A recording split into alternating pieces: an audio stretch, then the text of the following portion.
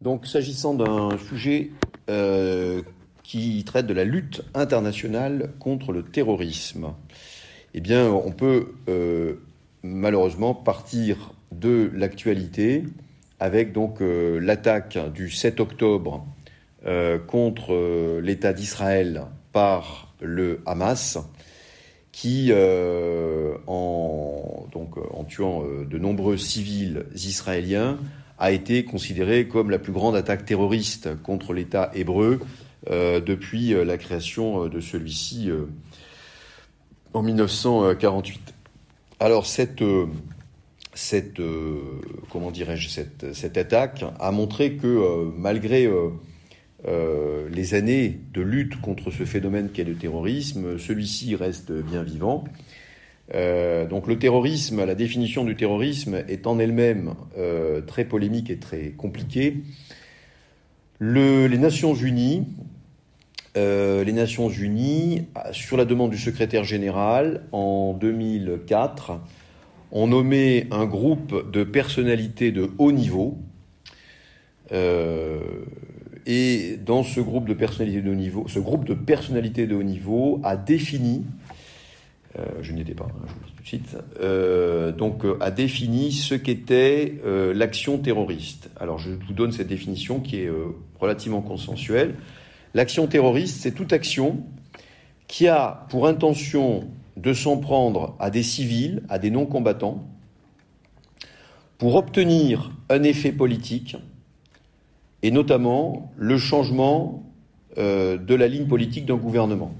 Donc dans le but de forcer un gouvernement ou une organisation internationale à prendre une mesure ou au contraire à s'en abstenir. Donc toute action qui s'en prend à des civils ou des non-combattants dans le but de forcer un gouvernement ou une organisation internationale à prendre une mesure ou à s'en abstenir. Alors, dans ce contexte, dans la lignée de cette définition, comment lutter contre ce qui est finalement une technique, c'est-à-dire l'action terroriste? Alors, nous verrons que face au terrorisme, la communauté internationale s'est mobilisée, première partie, mais que la complexité du phénomène rend toute action internationale très délicate à mener. Donc face au terrorisme, une mobilisation de la communauté internationale, mais face à la complexité du phénomène, une action qui est également très délicate à mener. Première partie, donc la lutte face au terrorisme, la communauté internationale s'est mobilisée. Face au terrorisme, la communauté internationale s'est mobilisée. Donc petit 1, un phénomène ancien qui a été mondialisé par l'islamisme radical. Un phénomène ancien qui a été mondialisé par l'islamisme radical. Alors, je reviens premier point sur l'ancienneté du phénomène terroriste. Donc, le mot terrorisme est récent, mais les actions qu'on peut qualifier de terroristes, elles, sont très anciennes. Par exemple, dans l'Antiquité, les Juifs qui ont été occupés par l'Empire romain ont résisté parfois en s'en prenant à des notables romains ou à des commerçants romains. Donc ces actions qui pouvaient être qualifiées de terroristes étaient menées par ce qu'on appelait à l'époque dans l'Antiquité des sicaires. S-I-C-A-I-R-E. Bon, c'est devenu un mot un peu rare en français, mais en espagnol, sicarios, ça veut dire assassin. Au Moyen-Âge, justement, il y a une secte chiite au Moyen-Orient qui a résisté aux croisés et aussi à d'autres groupes musulmans et qui utilisait pour cela les attaques contre les civils. Donc cette secte a inventé le mot assassin, puisque pour se donner du courage, ils mâchaient du hashish. Donc les assassins. À partir de l'époque moderne, et même contemporaine, on a l'apparition du mot terroriste. Alors le terrorisme est inventé à la Révolution française. Le mot terroriste, ce sont les partisans de la terreur. Donc le gouvernement montagnard qui veut terroriser les ennemis de la liberté. C'est une politique d'État. Et donc c'est un peu différent de ce qu'est devenu le terrorisme au XIXe siècle, où cette politique de terreur a été menée non pas par des États, mais par des groupes non étatiques qui s'en prenaient justement aux États.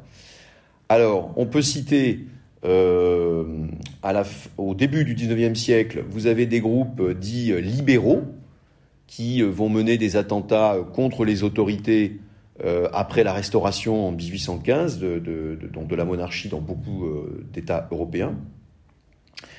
Et puis vous avez à la fin du XIXe siècle le mouvement des populistes en Russie qui s'en prend aux institutions tsaristes par la violence.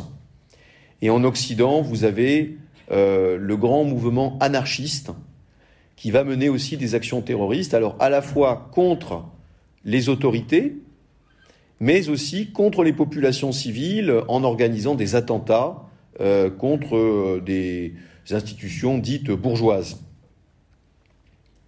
L'objectif de ces groupes est à la fois de tuer des ennemis à leurs yeux, mais également de provoquer en fait une réaction de l'État bourgeois qui, en durcissant sa politique, révélera sa vraie nature de dictature de la bourgeoisie et permettra la révolution prolétarienne. Alors au XXe siècle, ce terrorisme un peu idéologique issu de l'extrême gauche devient un terrorisme nationaliste.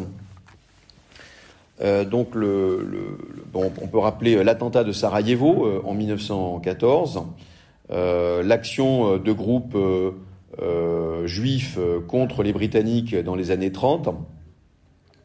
Et puis, après la Seconde Guerre mondiale, pendant la période de la guerre froide, alors là, vous avez un très grand développement de ces actions terroristes, à la fois avec une dimension idéologique. Donc, ce sont tous les groupes d'extrême gauche ou d'extrême droite qui ont été opérants dans les années 60-70 en Europe. Pensons par exemple à la France avec Action Directe. Certains de ces groupes, j'y reviendrai tout à l'heure, étaient d'ailleurs téléguidés par le bloc de l'Est, téléguidés par l'Union soviétique. Et puis également, deuxième aspect, des groupes utilisant le terrorisme, mais cette fois au nom d'un programme nationaliste. Alors, on peut citer dans les Balkans l'Organisation de révolution intérieure macédonienne, l'ORIM. Donc l'ORIM exigeait de l'Empire ottoman l'indépendance de la Macédoine. L'ORIM est un peu oublié aujourd'hui, sauf en Macédoine, mais c'est une organisation qui a eu son heure de gloire. Elle est notamment célèbre pour avoir inventé l'enlèvement d'otages, la prise d'otages, et en particulier d'otages occidentaux, pour faire pression à l'époque sur l'Empire ottoman. On peut également mentionner en Irlande du Nord, 1916, donc l'armée républicaine irlandaise, l'IRA, qui a utilisé beaucoup d'actions terroristes contre des civils britanniques.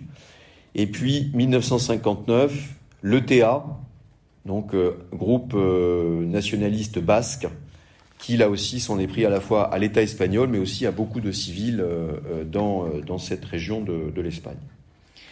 Donc une grande ancienneté et une grande variété du terrorisme qui aujourd'hui coexiste, c'est mon deuxième point, avec ce qui serait pour certains l'hyperterrorisme. Donc deuxième point, l'hyperterrorisme. Alors, c'est une catégorie qui a été forgée dans les années 90 pour désigner l'action des groupes islamistes radicaux. Alors pourquoi les avoir distingués de leurs prédécesseurs ? Eh bien parce que, premier élément, sur un plan idéologique, ce sont des groupes qui sont issus de l'islam radical. Donc ce sont des idéologies non occidentales, contrairement à l'extrême gauche ou au nationalisme, qui sont finalement des prolongements idéologiques de pensée occidentale. Deuxième particularité, c'est c'est un terrorisme qui est universel, qui frappe dans de nombreux pays, avec des organisations tentaculaires. Donc, si on prend le cas d'Al-Qaïda, Al-Qaïda a été fondé en 1987 dans le contexte de la guerre en Afghanistan. Ensuite, les attentats perpétrés par Al-Qaïda se sont produits en Afrique en 1998, Tanzanie et Kenya, dans la péninsule arabique, en Amérique, bien sûr, avec le 11 septembre 2001. Et puis, on a des attentats en Asie, 2002 à Bali, et en Europe, 2005 par exemple à Londres, 2004 à Madrid, 2005 à Londres. Alors ce caractère universel se retrouve avec l'autre organisation qui est l'État islamique, et donc la grande variété des attentats perpétrés par cette organisation est illustrée par exemple par les attentats de Paris en 2015. La troisième particularité, donc après l'idéologie et le caractère universel, c'est le caractère spectaculaire de ces attentats. Donc l'exemple du 11 septembre a déjà été cité, mais on peut rappeler qu'en 1994, les islamistes radicaux avaient voulu détourner un avion d'Air France qui venait d'Alger, et leur objectif était de frapper la Tour Eiffel. Et puis, on peut aussi mentionner la volonté de ces groupes d'utiliser des armes de destruction massive pour, là aussi, créer des dommages beaucoup plus importants que le terrorisme classique. Alors, néanmoins, pour nuancer, pour finir là-dessus, ces critères sur l'hyperterrorisme sont discutables.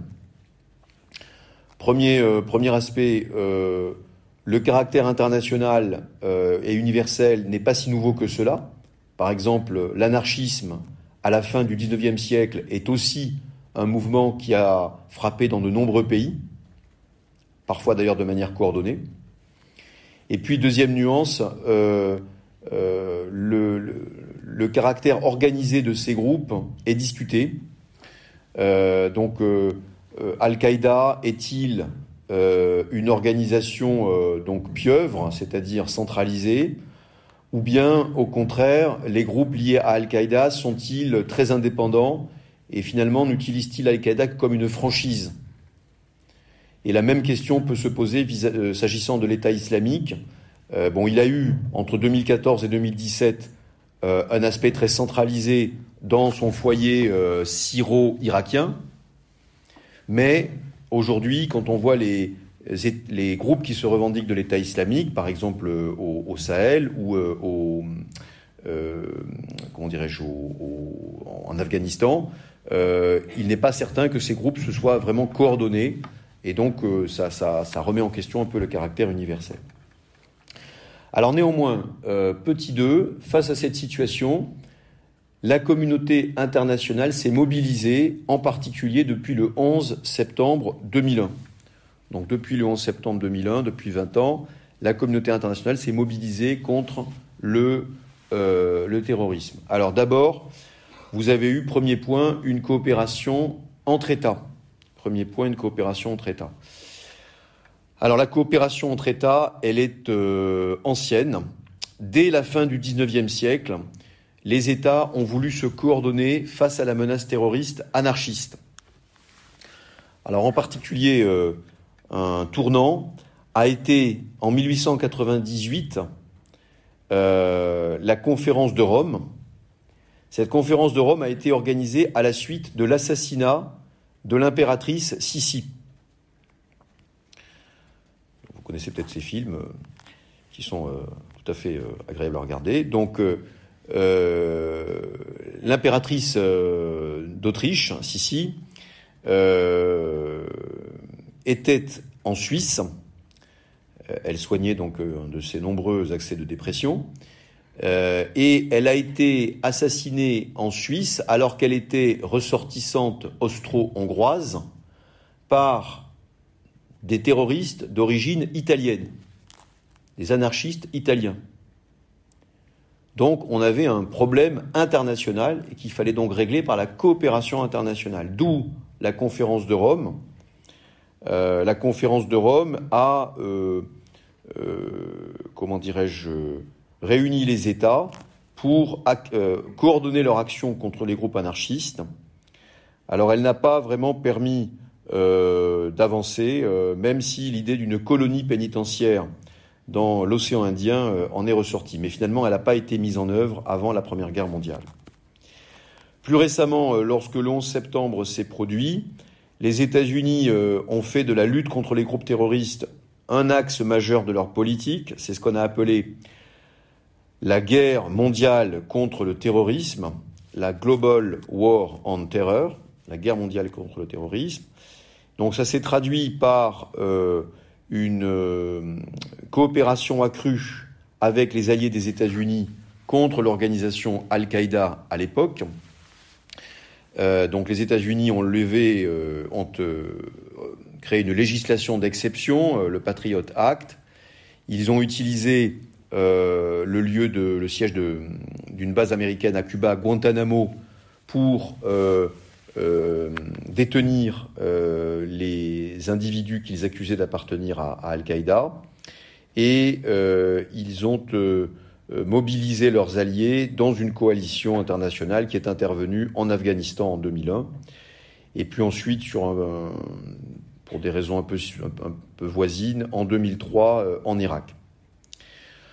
Dernièrement, face à l'État islamique, c'est l'Arabie saoudite qui a lancé une coalition internationale contre le terrorisme en 2015, dans le cadre de l'organisation de la conférence islamique, donc, et dirigée contre à l'époque l'État islamique et ses prétentions territoriales en Syrie et en Irak. Donc, une mobilisation des États, une coopération des États qui se retrouve d'ailleurs dans certains formats. Par exemple, depuis 2003, le G7 a un groupe d'action contre le terrorisme qui réunit les représentants donc des ministres de l'Intérieur de ces États à l'occasion des présidences du G7. À côté de la coopération entre États, deuxième point, vous avez l'action des Nations Unies. Deuxième point, l'action des Nations Unies. Alors, au sein des Nations Unies, vous avez deux instances qui s'occupent du terrorisme. Première instance, l'Assemblée générale. L'Assemblée générale a négocié 13 traités depuis une vingtaine d'années, 13 traités dirigés contre les types d'actes terroristes. Donc vous avez par exemple une convention internationale contre le détournement d'avions, une convention internationale contre le détournement de navires, une convention internationale contre le financement du terrorisme, une convention internationale contre le terrorisme nucléaire, avec l'idée de détourner des matières nucléaires pour des actions terroristes. Ça, c'est donc le premier aspect. Et puis, deuxième aspect, vous avez bien sûr le Conseil de sécurité qui, au titre de son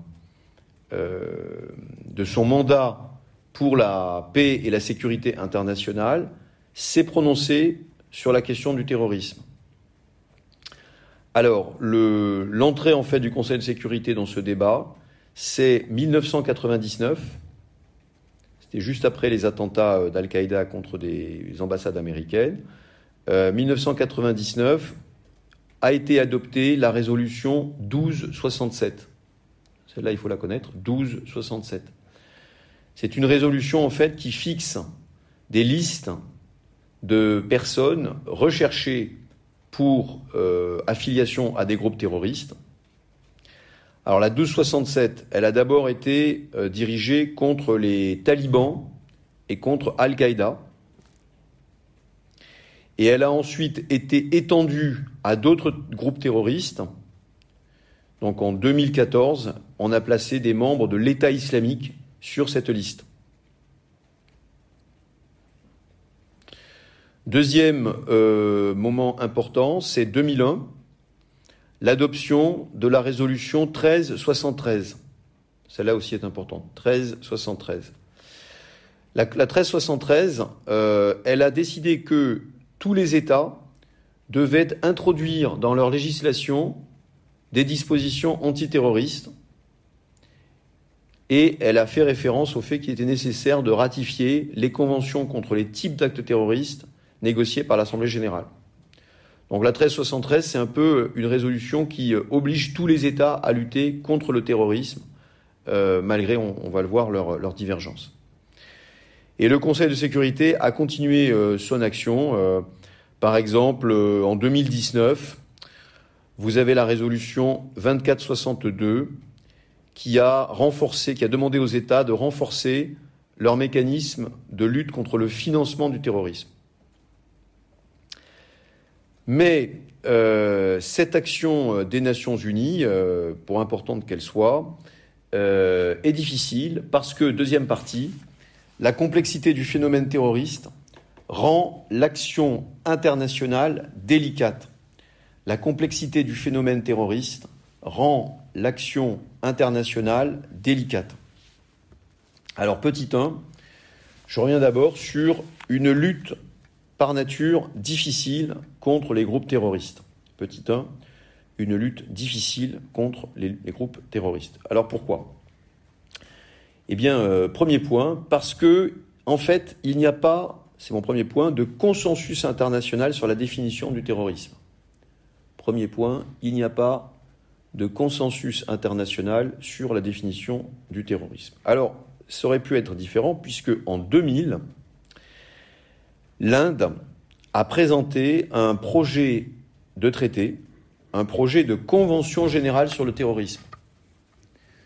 L'Inde venait d'être frappée par des attentats terroristes d'origine islamique radicale. Et donc, elle a présenté un traité dont le but était d'englober toutes les conventions des Nations Unies et d'être soumis ensuite à la ratification de tous les États. Mais ce projet n'a jamais avancé, faute de consensus entre les États sur la définition même de l'action terroriste. Alors, pour le dire simplement, beaucoup d'États du Sud, les États du mouvement des non-alignés en particulier, considèrent que l'action violente, y compris contre des civils, peut être légitime s'il s'agit de mener un combat contre la domination coloniale ou l'occupation étrangère. C'est le mode d'action de beaucoup de groupes indépendantistes, anticoloniaux, dans les années 50, 60, 70. Pensons au FLN en Algérie.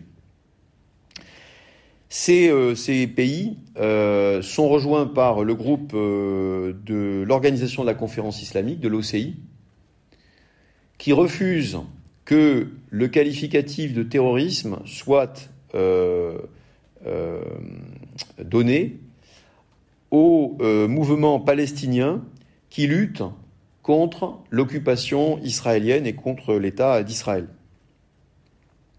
Et d'ailleurs, ces groupes font référence au fait que le droit à l'autodétermination est énoncé dans la Charte des Nations Unies et doit donc passer devant la protection des civils.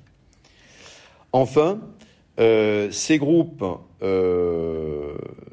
voudraient que soit étendu, donc à la fois ils ont une vision restrictive de ce qu'est le terrorisme, et en même temps ils voudraient qu'il soit étendu à d'autres catégories d'actions, notamment ce qu'ils appellent le terrorisme d'État, c'est-à-dire, là, ce qui est clairement visé, c'est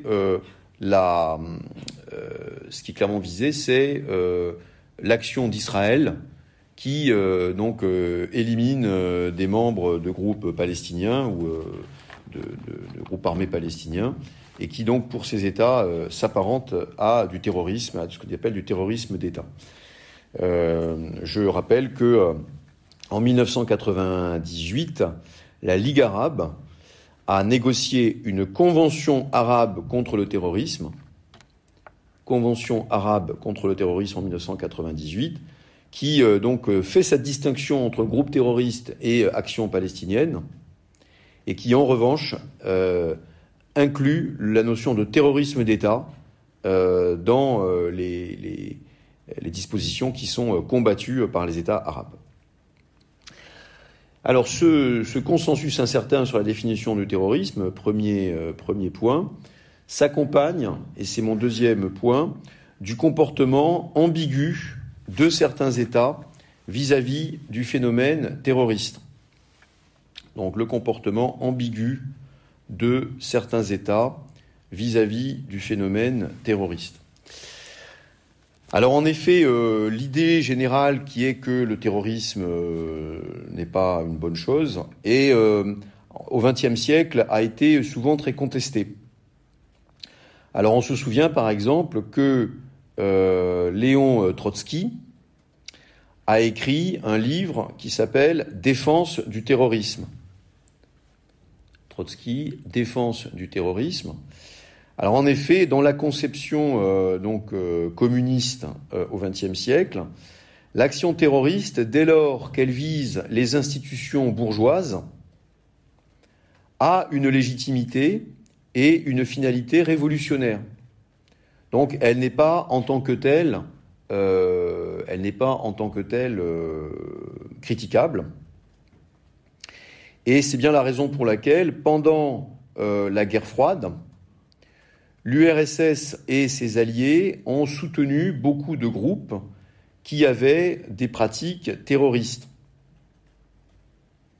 Alors j'ai cité tout à l'heure les groupes radicaux opérant en Europe occidentale. Par exemple, les liens entre la RDA, la République démocratique allemande, donc alliée de l'URSS, et un groupe qui opérait en Allemagne de l'Ouest, qui s'appelait la Fraction Armée Rouge. Ou bien, on peut citer les liens entre la Libye, du colonel Kadhafi, et des groupes utilisant le terrorisme en Occident, comme l'ETA ou l'IRA, qui ont reçu des armes et des formations de la part de ce groupe. Enfin, certains groupes d'extrême gauche ont trouvé refuge dans le cadre de pays sympathisants de l'URSS comme le Soudan. Je pense au terroriste Carlos. Alors dans la période actuelle, post-guerre froide, eh bien, certains États continuent d'utiliser le terrorisme à des fins de politique étrangère. Alors là, évidemment, on peut faire référence à l'Iran, qui a mis en place tout un ensemble de milices au Moyen-Orient. Donc on peut penser bien sûr au Liban, avec le Hezbollah, qui, à l'occasion, peuvent pratiquer des actions terroristes avec l'objectif derrière de faire pression sur les États ennemis de l'Iran et ce faisant, de modifier leur politique. Alors on l'a vu encore récemment en Irak avec l'action des milices pro-iraniennes dans ce pays et les tirs effectués contre des institutions américaines, en particulier l'ambassade des États-Unis qui a été visée. Mais à l'occasion, ça peut aussi être des civils qui sont victimes de ces attaques. Cette manipulation par certains États se retrouve aussi dans la manière dont les États occidentaux utilisent des accusations de terrorisme dans leur politique étrangère.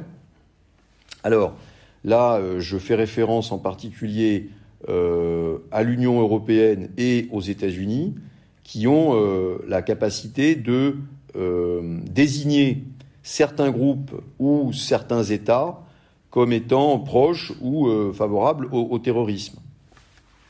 Par exemple, en 2022, le Parlement européen a qualifié la Russie dans une résolution d'État promouvant le terrorisme. Alors ça s'inscrit dans le contexte de la guerre en Ukraine, bien sûr, et du fait que l'Ukraine accusait la Russie de terrorisme sur son territoire. Et puis vous avez les États-Unis qui ont une liste d'États auxquels ils refusent toute aide parce que ces États soutiennent le terrorisme.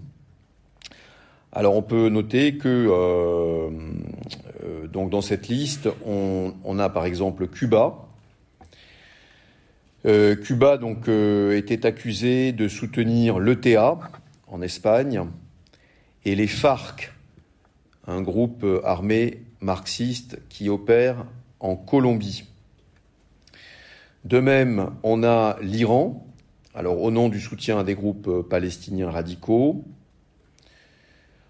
On a la Syrie, qui abritait donc des groupes là aussi palestiniens radicaux.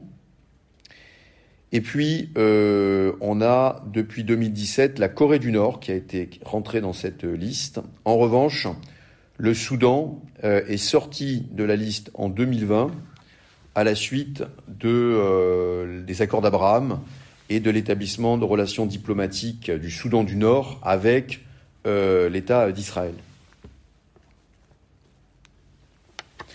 Alors globalement, beaucoup d'États utilisent en fait ces actions de groupes terroristes pour mener ce que l'on appelle des guerres par procuration. Donc c'est ce qu'on appelle en anglais des proxy wars, des guerres par procuration. Ça permet d'éviter une confrontation directe et en même temps d'exercer une pression sur l'État avec lequel on a un différend. Alors dans ce contexte, petit 2, comment vaincre, entre guillemets, le terrorisme ? Premier petit 2, comment vaincre le terrorisme ? Alors, 2 idées très simples. Première idée, les ambiguïtés de la guerre contre le terrorisme. Premier point, les ambiguïtés de la guerre contre le terrorisme. Donc la guerre contre le terrorisme, c'est la politique qui a été menée par les États-Unis à partir de 2001 et qui a été ensuite reprise par certains États comme la France avec l'opération Serval au Mali en 2013 et la transformation de l'opération Serval en opération Barkhane en 2014 dans l'ensemble du Sahel. Dans les 2 cas, il s'agissait donc de lutter contre des groupes armés terroristes, c'est le nom qu'on donne en France à ces adversaires. Donc pour les États-Unis, c'était d'abord Al-Qaïda, puis à partir de 2014 l'État islamique, et pour la France, c'était des groupes liés à Al-Qaïda ou à l'État islamique dans le nord du Mali, puis ensuite dans d'autres États du Sahel. Alors ce qu'on peut dire en gros, c'est que cette guerre contre le terrorisme a des vertus et des limites. Alors elle a des vertus parce que dans certains cas, le déploiement militaire massif permet de fait de réduire les capacités des États terroristes, enfin des groupes terroristes. On l'a vu par exemple entre 2014 et 2017, la campagne militaire menée par les Occidentaux et par les Kurdes et par les Irakiens contre l'État islamique a fini par détruire cet État en tant que structure dans le nord de la Syrie et dans le nord de l'Irak. On peut aussi considérer que Barkhane a permis d'éviter en fait l'arrivée de ces groupes terroristes au pouvoir au Mali. Et puis certaines figures très symboliques ont été également éliminées par ces actions armées. Par exemple, on peut penser en 2011 à la mort d'Oussama Ben Laden dans l'opération dite Geronimo menée par les États-Unis. Mais en même temps, cette guerre contre le terrorisme a des limites. Alors, elle a des limites en termes d'image, puisqu'en fait, elle contribue à donner à ces groupes terroristes un statut de quasi-État qu'on affronte sur un plan militaire. Donc, au fond, ça aboutit à grandir leur stature politique sans permettre de les éliminer. Et deuxième limite, je viens de le dire, cette action armée est compliquée à mener sur la durée. Donc elle est sujette à toutes sortes de faiblesses. Typiquement, l'opération Barkhane était très ambitieuse par rapport aux moyens de l'armée française.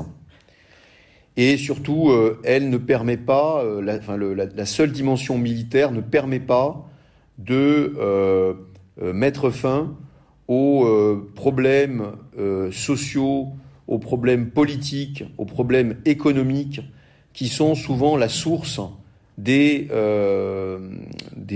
actions terroristes et des groupes terroristes. Donc en fait, là, on est davantage sur une action de long terme, de type développement économique et social, libéralisation, qui rend l'action militaire un peu trop bornée et limitée. Deuxième point dans ce petit 2, aujourd'hui, la lutte contre le terrorisme international est aussi remise en question par le primat des rivalités de puissance.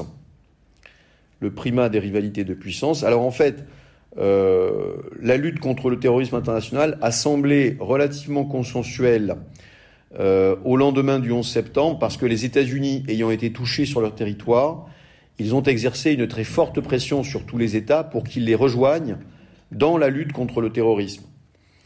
Et c'est ce qui s'est produit. Il y a eu une coopération internationale avec beaucoup d'États, y compris des rivaux des États-Unis comme la Chine ou la Russie.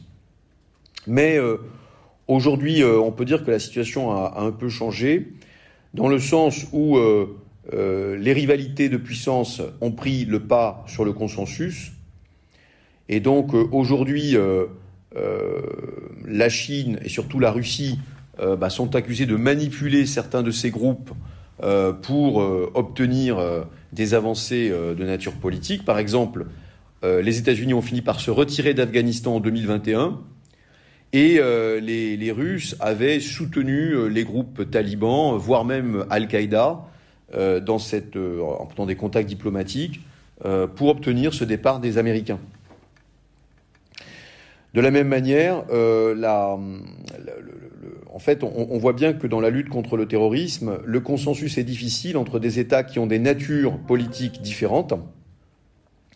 Alors, je rappelle que à la fin du XIXe siècle, la conférence de Rome n'avait finalement pas abouti à grand-chose. Pourquoi ? Parce qu'il y avait une opposition entre France, Royaume-Uni, qui qui voulait combattre les groupes anarchistes quand ils étaient violents, et puis d'autres États plus répressifs, comme la Russie, qui en fait englobaient dans la lutte contre le terrorisme la répression de tout groupe d'opposants, y compris des groupes non violents. Et on voit bien aujourd'hui ce type de manipulation à l'œuvre. La Russie et l'Ukraine se qualifient mutuellement de terroristes. La guerre d'ailleurs menée par l'Ukraine à l'est de son territoire entre 2014 et 2022 était menée officiellement contre des terroristes et pas contre la Russie ou contre des groupes qualifiés de pro-russes. On voit aussi en Chine combien l'accusation de terrorisme sert aujourd'hui à disqualifier des groupes d'opposants, alors parfois parce qu'ils sont effectivement violents, comme certains groupes ouïghours, islamistes radicaux, mais d'autres simplement, d'autres catégories d'opposants sont englobés dans cette lutte contre le terrorisme. Donc c'est une appellation qui devient finalement, qui est un peu instrumentalisée dans le grand affrontement international entre États. Alors j'en arrive à ma conclusion. Comment cette lutte internationale contre le terrorisme va-t-elle se poursuivre ? Bon, ce qu'on peut dire, c'est qu'aujourd'hui, on a quand même l'impression qu'une parenthèse internationale c'est close, c'est-à-dire qu'il y a la mobilisation contre le terrorisme à la suite du 11 septembre est un peu retombée, même très nettement retombée, au profit d'un affrontement entre États qui est devenu la priorité à Washington et ailleurs, y compris en France. Du coup, on a un recul, une vision assez critique du bilan de cette mobilisation et du bilan de cette lutte antiterroriste, avec notamment l'idée que peut-être on a eu tort d'utiliser l'action militaire contre les groupes armés terroristes. Alors pour reprendre le mot d'un ministre allemand de la Défense, parlant justement de cette utilisation de l'armée contre les terroristes, ce n'est pas parce que vous avez un marteau, que chaque problème est un clou. Donc ça peut être une réponse trop forte par rapport à un problème finalement mineur et qu'on peut traiter de manière policière ou par le renseignement. Néanmoins, la question de l'action terroriste va continuer de se poser, notamment parce que au sud de la planète, vous avez beaucoup d'États qui sont faillis ou en voie de l'être. On le voit par exemple au Sahel. Et donc, la capacité de ces États à lutter contre des groupes armés utilisant le terrorisme sera de plus en plus douteuse. Et donc, l'idée qu'il puisse y avoir à nouveau une intervention internationale est tout à fait possible.